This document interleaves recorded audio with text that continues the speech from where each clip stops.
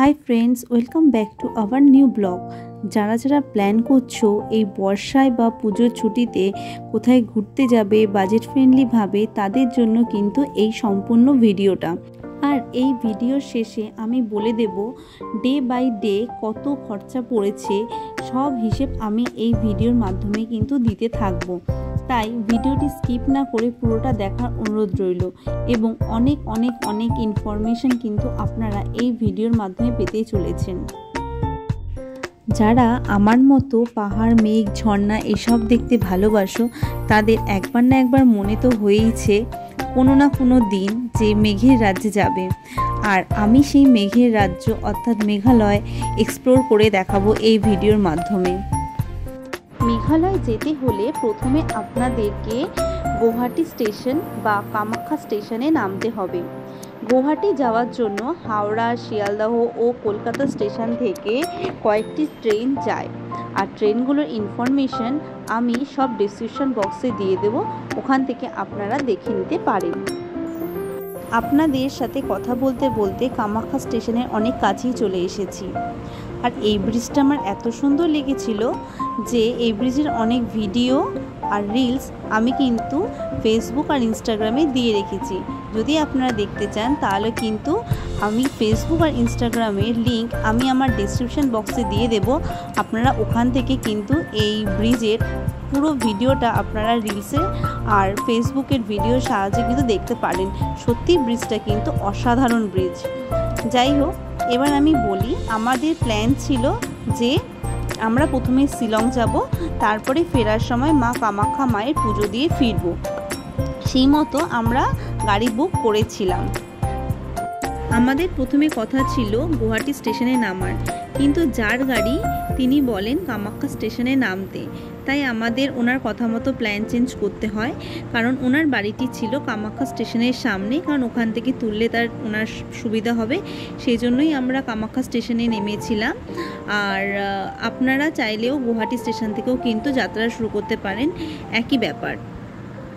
Train থেকে প্রাকৃতিক দৃশ্য দেখতে দেখতে চলে আসলাম কামাখ্যা স্টেশনে। সেই দিনে নতুন সকাল আর নতুন রাজ্য, যখন জার্নিটা শুরু করছিলাম মনটা সত্যিই দুর্দান্ত লাগছিল।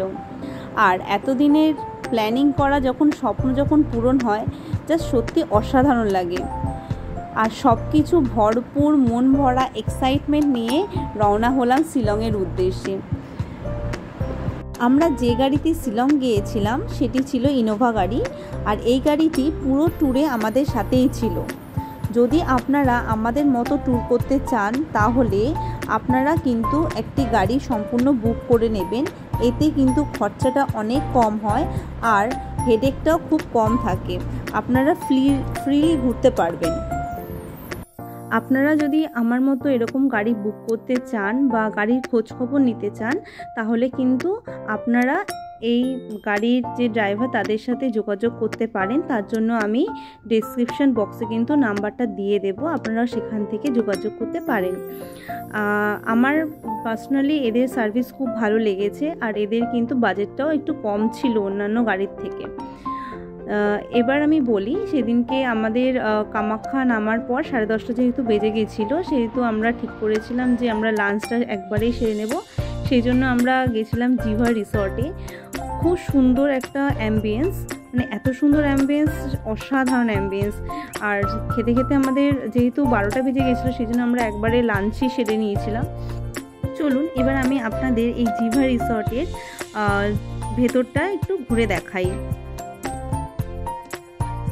এটা ছিল সামনেরটা, জাস্ট সুন্দর গাছপালা দিয়ে সাজানো, আর একটা মানে চারিপাশে সুন্দর বসার জায়গাও ছিল, আর সুন্দর চারিপাশে ফুল গাছ দিয়ে সাজানো, আর দূরের পাহাড়। উফ, জাস্ট মানে মনটাই ভরে যাবে, এত সুন্দর লাগছিল দেখতে। আর ভেতরটা তো অসাধারণ। চলুন আমার সাথে সাথে আপনারাও ভেতরের অ্যাম্বিয়েন্সটা উপভোগ করুন। এদের বসার সিস্টেমটাও খুব সুন্দর, কোনো গ্যাদাগিদির বা গ্যাঞ্জামের কোনো ব্যাপার নাই। খুব সুন্দর একটা অ্যাম্বিয়েন্স ওরা তৈরি করেছে। আর সত্যি বলতে এদের ব্যবহারটাও খুব ভালো। আমার তো খুব ভালো লেগেছে। আপনারা কিন্তু এখানকার মানে আসলে কিন্তু অবশ্যই এবার ট্রাই করবেন। আমরা খাবার দাবার নিয়েছিলাম, খাবার দাবারের কোয়ান্টিটি খুবই ভালো ছিল। এবার আমরা খেয়ে দিয়ে রওনা হয়েছি শিলংয়ের উদ্দেশ্যে। শিলংয়ে কিছু কিছু সাইট সিন আছে, সেই সাইট সিনগুলো এই ভিডিওর মাধ্যমে আপনাদের দেখাবো। আর কোন কোন সাইট সিন আপনারা করতে পারবেন একদিনের মধ্যে, মানে শিলং যাওয়ার সময় কোন কোন সাইট সিন করলে আপনাদের সুবিধা হবে, সেইগুলোই কিন্তু এই ভিডিওতে এক এক করে আমরা বলতে থাকবো।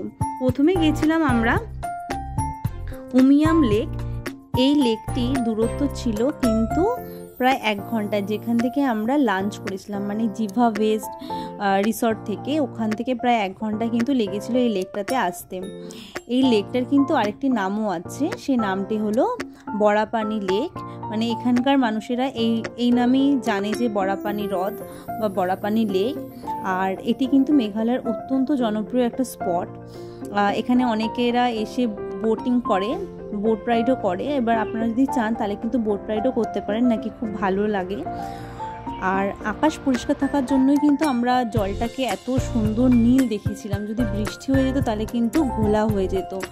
আর আমি তো এখানে দাঁড়িয়ে প্রচুর প্রচুর প্রচুর ছবি তুলেছি, আমার খুব ভালোও লাগে ছবি তুলতে। এছাড়াও খুব মন ভরে উপভোগ করলাম জায়গাটাকে, এত সুন্দর জায়গা, সত্যি খুব মন ভালো হয়ে গেছিলো জায়গাটা দেখে, এত শান্ত স্নিগ্ধ জায়গা। তারপরে আমরা বেরিয়ে গেছিলাম নেক্সট ডেস্টিনেশন, সেটি হলো একটা মিউজিয়াম, মেঘালয়ের একটা মানে যেখানে সাংস্কৃতিক সব কিছু সাজানো আছে সেরকম একটা মিউজিয়াম দেখার জন্য।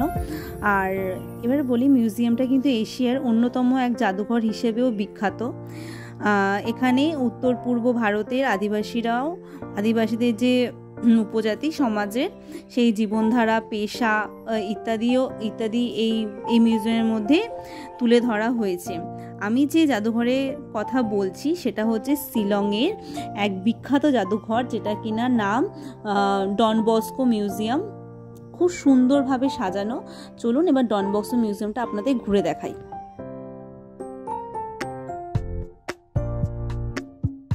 আমার কাছে ভ্রমণ হলো একটা শিক্ষণীয় মাধ্যম, তাই নিজের চোখে দেখা আর বই পড়ে সেটা জানার মধ্যে অনেক কিন্তু পার্থক্য আছে। তাই বলবো, যারা শিলং আসবে তারা কিন্তু অবশ্যই ডন বস্কো মিউজিয়ামটাতে আসবে। এখানে আসলে কিন্তু তোমরা বা আপনারা খুব ভালো করে জিনিসটাকে বুঝতে পারবেন যে এখানকার সাংস্কৃতিক কালচার কী। যদিও এখানে বেশি ফটো তুলতে পারিনি, কেন কি এখানে ভেতরে ফটো তোলা অ্যালাউ নয়, তাও যতটুকু পেরেছি আপনাদের জন্য তুলে ধরার চেষ্টা করেছি। বেশি কিছু তোলা যাবে না এখানে, কারণ পুরোটাই বারণ করা ছিল যে ফটোগ্রাফি অ্যালাউ নয়, সেজন্য পুরোটা তুলতে পারিনি।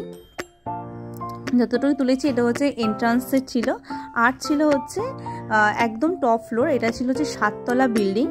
এই বিল্ডিংয়ের ওপরেই ছিল হচ্ছে স্কাই ওয়াক, যেটা থেকে নাকি পুরো শিলং শহরটা দেখা যায়। সত্যি আমি যখন যাচ্ছিলাম তখন কিন্তু কেউ ছিল না দেখে আমি পুরোটা কভার করেছিলাম। অসাধারণ। চলুন আমার সাথে আপনারাও দেখে নিন এই সুন্দর স্কাই ওয়াকের ভিউটা। দারুণ লাগছিল, দারুণ। সত্যি বলতে মানে একটু উঁচু ছিল, ওখানে কাজ চলছিল, নতুন যেহেতু কাজ চলছিল, কিন্তু সত্যি দুর্দান্ত লাগছিল। মানে উপর থেকে একটা ঠান্ডা হাওয়াও আসছিল, আর তার সাথে পুরো মনোরম দৃশ্য খুব ফাটাফাটি লাগছিল।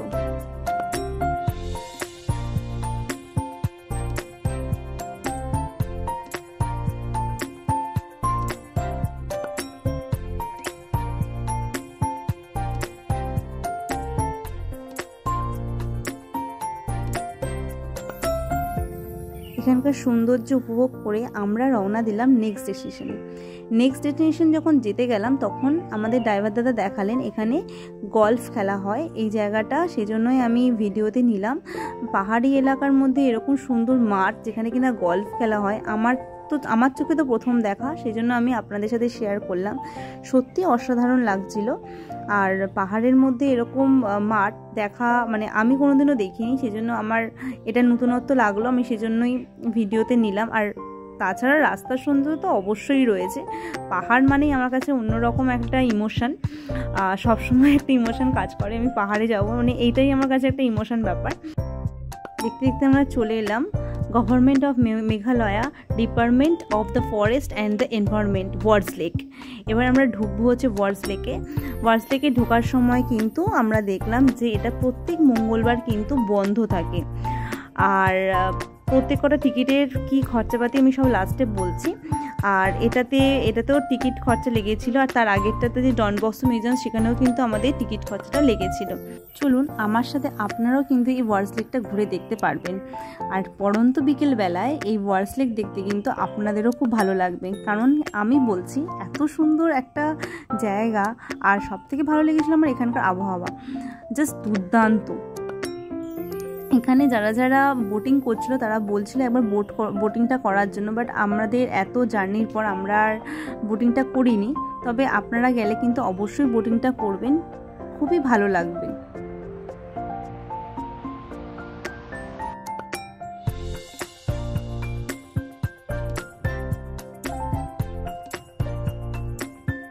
পড়ন্ত বিকেলে এত সুন্দর মনোরম শান্ত পরিবেশ যদি সবসময় পাওয়া যেত তাহলে কতই না ভালো হতো। আর এখানকার সবথেকে বেশি আমার যেটা ভালো লেগেছে সেটা হচ্ছে সবথেকে বেশি পরিষ্কার। মানে একটা নোংরা পর্যন্ত নেই, একটা প্লাস্টিক পর্যন্ত নেই। মানে এত সুন্দর পরিবেশ যে মানে ভাবাই যায় না, এত সুন্দর পরিষ্কার পরিচ্ছন্ন করে রেখেছে। আর তার সাথে হচ্ছে এখানকার গাছপালাগুলো সুন্দর কাটিং আর সুন্দর সাজিয়েছেও। আর এখানে আরেকটা ছিল, সেটা হচ্ছে ওপেন টু অল জিম, যেটা এখানে আমার ফটো তোলা নেই, কিন্তু আমি এখানে খুব এনজয় করেছি এই জিমটাতে। আপনারাও আমার সাথে সাথে ঘুরে এনজয় করে নিন এই পরিষ্কার পরিচ্ছন্ন ওয়ার্ডস লেকটা। আমি তো এটাকে নাম দিয়েই দিলাম পরিষ্কার পরিচ্ছন্ন লেক। সত্যি এত সুন্দর পরিষ্কার যে মানে না দেখলে, নিজের চোখে না দেখলে আপনারা বুঝতেই পারবেন। আপনারা যেখানে সেখানে বসে পড়তে পারবেন, এত পরিষ্কার। আমি তো অনেক ভিডিও করেছি। আর যদি আপনারা এখানকার ভিডিও দেখতে চান তাহলেও কিন্তু আমি প্রচুর রিলস বানিয়েছি, যেটা কিনা আপনারা ইনস্টাগ্রাম আইডিতে দেখতে পাবেন। চলুন আমার সাথে এখন আপনারা এনজয় করে নিন ওয়ার্ডস লেক।